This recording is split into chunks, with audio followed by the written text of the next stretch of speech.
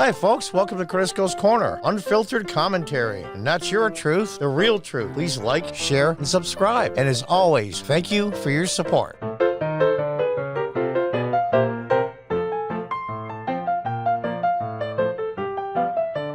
Hi, folks. Welcome back. From the dailymail.com. dailymail.co, I should say, UK. U.S. political polarization may reach irreversible tipping point as Republicans and Democrats cannot unite even in the face of war, climate change, or pandemics, a study shows. Now, I don't agree with a lot of this. I pre-read the article like I usually do. A tipping point may be correct. He's right. But the polarization, I think he leans too heavily towards one side. Now, I'll show you what I mean. As political polarization continues in the United States, a study produced by Ivy League sociologists, and there you go, it's Ivy League, so it's going to be biased already, suggests the nation may be spiraling toward a point of no return. A study led by Cornell professor, well, there you go, just down the road from me, I'm in upstate New York, Michael Macy claims to identify a tipping point beyond which the divide between Democrats and Republicans will become irreversible. What does that mean? The divide. There's always been a huge divide. Always. I was a Democrat for most of my adult life. I'm 65 now. In fact, in the early 2000s, I was a city council member in upstate New York from 2000 to 2007, president of the council in 2006 as a Democrat. And I just left the party several years ago and became a Republican because it's the Democrat Party that's changed, not really the Republican. The Republican Party hasn't changed that much. In fact, any change they've had has been incredibly positive. They're more open to new ideas, new things, socially. The Republicans are much more, what do they call that? A big umbrella of different views and viewpoints, where the Democrats have become this, you think like us or get the F out. And by the way, we're going to destroy you and get you fired from your job or ruin your business on top of it. Republicans haven't changed, and a little bit, like I said, they've changed, but in a positive way. The study titled Polarization and Tipping Points was published Wednesday in the Proceedings of the National Academy of Sciences. Now, don't get me wrong when I say this. Sociology is a science, but a lot of it is political. And there are a few standouts. Jordan Peterson, for one. Very, very intelligent, articulate, thoughtful man. He thinks clearly about every word he's going to say. One, because he believes that words have meaning. And two is, if he said something wrong, they will crucify him for it. We found that polarization increases incrementally only up to a point. That's true. It's kind of like a relationship in a marriage or a relationship between a couple. Slowly over time, it changes until it gets to a point where it's irreversible. It's because there's people involved. It's not about countries and politics. It's about people, and people everywhere are the same. Distinguished Professor of Arts and Sciences and Sociology and Director of the Social Dynamics Laboratory in the College of Arts and Sciences. Yeah. Now, this is the part where I think they are biased in this article. And we're looking at, people marching. Looks like the Proud Boys, I think, or whatever. That's fine. Closed borders, anti-racism, guilt. That's fine. You can tell that they lean right. Maybe very far right, but that's fine. That's their prerogative. But look at the caption. A new study shows that political polarization exemplified by groups like the Proud Boys and pro-fund the police liberals. Now, they don't say pro-defund. They say that instead of BLM.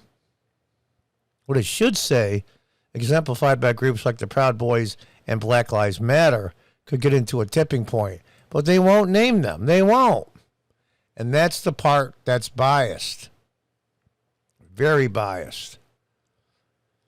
Let's read on. Above this point, there was a sudden change in the very fabric of the institution, like the change from water to steam when the temperature exceeds the boiling point. Well, that's a very clever analogy, but basically pointed the divergence attitudes in America over the pandemic or against global warming as prime examples. Global warming is not the existential threat as the pandemic is.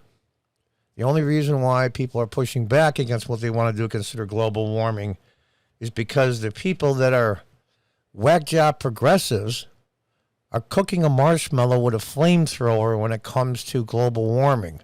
In 1972, they said we had 10 to 12 years before the end of the world.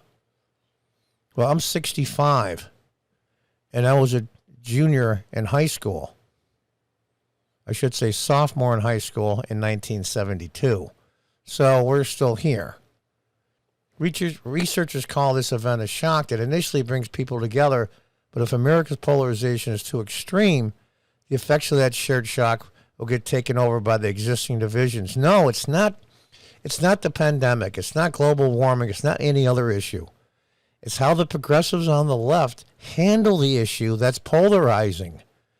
And this is the part where normally I go along with the Daily Mail and a lot of things, but whoever wrote this is very lefty, very.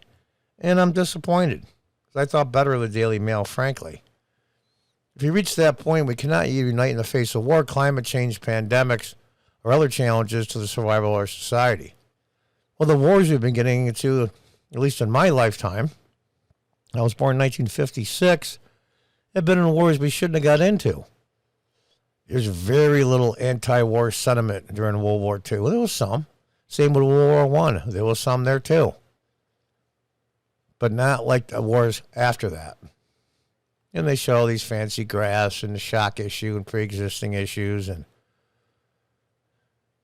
they developed a model to study the interactions of lawmakers in the country's two-party system. It is not meant to specifically mirror Congress, but was trained using data and research comparing its outcomes to congressional voting records.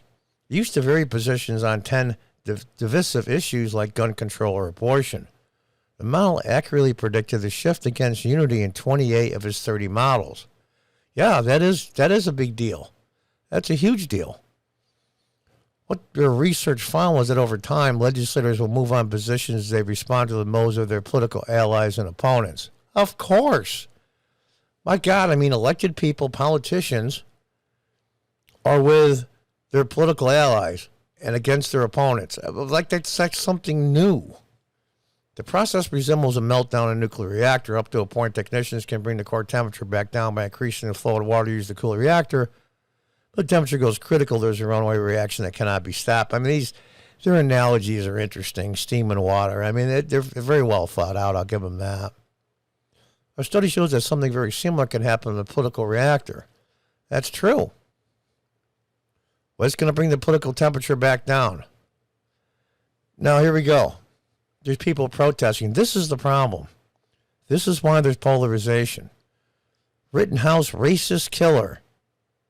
Well, first of all, nobody that was involved in the shooting with Kyle Rittenhouse was non-white. They weren't Indian. They weren't Asian. They weren't black. They weren't anything.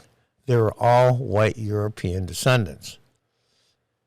They're saying it's racism because it was involved, as a side note, to a BLM Antifa protest/riot. Okay, so that means then if I get in a fist fight with somebody during a Black Lives Matter protest and the person I get in a fist fight with is white, I'm a racist. It makes zero sense. And this is the other thing. Look at this. The people's verdict, guilty. Party for Socialism and Liberation. It's the Democrats, it's the left that have gone completely off the cliff. End white silence. Nobody's being quiet. Anybody you know being quiet about issues of the day? Not that I know of, white or black. The people's verdict, guilty. That's mob rule. We are a nation of laws. supposedly law and order. We have been the shining example for that for generations. We're the only ones that have the Bill of Rights. Nobody else has it. Here's some examples of polarization. A survey from Redfin, a real estate brokerage firm in Seattle, Seattle, predicted more people would vote with their feet in 2022, moving to states that align with their political beliefs about abortion, civil rights, mask, and vaccine mandates. Of course. I was just in Tennessee last week, and I wanted to stay longer, but some personal matters caused me to come back here to upstate New York, some family issues. I want to stay there permanently, and I don't. And it pains me to say that because I love this town. I represented part of it on city council for 8 years, and that's the city council president. All my memories are here. I was born here.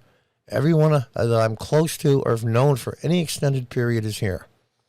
Now, I know hundreds and hundreds of people over time that have moved out. Maybe I should have went with them 20, 30, 40 years ago. Who knows? But I decided to stay. I love this town. But it's changed so much. And what's done in the blue states is driving people like me away. You also see more blue encaves grow within red areas and vice versa. Yeah, you'll see some red areas in blue states like here in upstate New York. And there are blue encaves in red areas, i.e. Austin, Texas. As parents select school districts that align with their preferences regarding mask mandates, critical race theory, and other controversial issues. First of all, critical race theory should not be taught in schools, period, until it's in college, and it's a college course. It's a theory. Billionaire Ray Dalio predicts there is a 30% chance of a civil war in the next 10 years.